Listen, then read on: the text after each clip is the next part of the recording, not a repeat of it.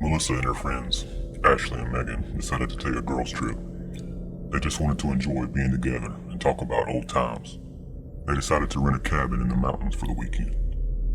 They found a secluded cabin with a welcoming front porch, dark wooden frames with a stone chimney, the perfect cozy getaway for friends to catch up. They arrived Friday morning and began to get settled in. Their only plans were to enjoy the weekend and the crisp fall air. The owners had supplied everything they would need, even firewood to keep the cabin warm all weekend. That evening, they sat in the rockers on the front porch with some warm beverages, laughing and talking about old times, when Melissa noticed a smell that seemed like something decomposing. She asked her friends about it. They had not smelled anything. As the evening wore on, Melissa could not shake an eerie feeling washing over her. Later that night, Melissa startled awake in the darkness of her room. Not knowing why, she looked around and only saw shadows from the moonlight through the window. One shadow, however, seemed to be looking back at her.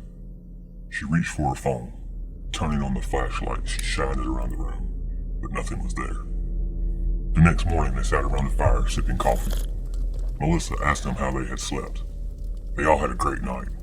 Melissa told them she didn't get much sleep and how restless her night had been. She told them something about the cabin didn't feel right. Friends told her she just needed to get used to a new place. Ashley and Megan went to start breakfast and told Melissa that she should go take a bath, that it would probably make her feel better. She agreed. Moments later, soaking in the hot bath, she slowly dozed off. Just as Melissa was finishing her bath, the pleasant smell of fresh body wash was replaced with a repulsive stench of decay and rotting meat. Recoiling from the smell, she quickly dried off and reached the door. But before she could, the floor underneath her gave way and she fell into a pit full of the dead.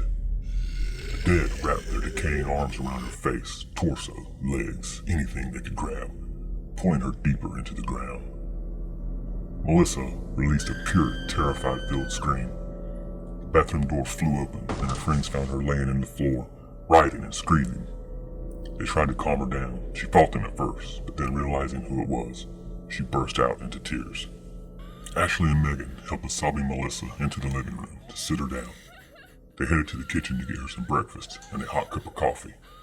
Melissa could hear them whispering, wondering if she was okay, and questioning her mental state. She knew what had happened to her had to be real. It felt so real. When they returned, Melissa tells them as much, and says they should leave before something bad happens. Ashley and Megan dismiss her concerns. They tell her it was just her mind playing tricks on her, that maybe she just hadn't got enough sleep, dozed off in the bathtub, and had a very vivid nightmare. Melissa, still uncomfortable, grudgingly let it go, and they spent the day away from the cabin, hiking in the woods and enjoying nature. As the day came to an end, and they got closer to the cabin, Melissa started feeling more anxious.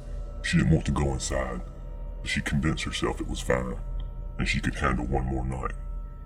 She settled into her bed and tried to get some sleep. Her heart seemed to be pounding in her ears as she laid there, looking and listening for anything out of the ordinary. But as the time passed, and nothing happened, she finally fell asleep. Melissa woke, eyes wide. She was unable to move. Several putrid, rotting hands had her like a vice. She tried to scream, but rotting hands were over her mouth. She started getting pulled down, sinking slowly, her eyes filled with terror. The next morning, Ashley and Megan went to wake Melissa, but she was not in her room. They started calling out for her. They searched outside, around the cabin, and nearby woods. They couldn't understand what had happened.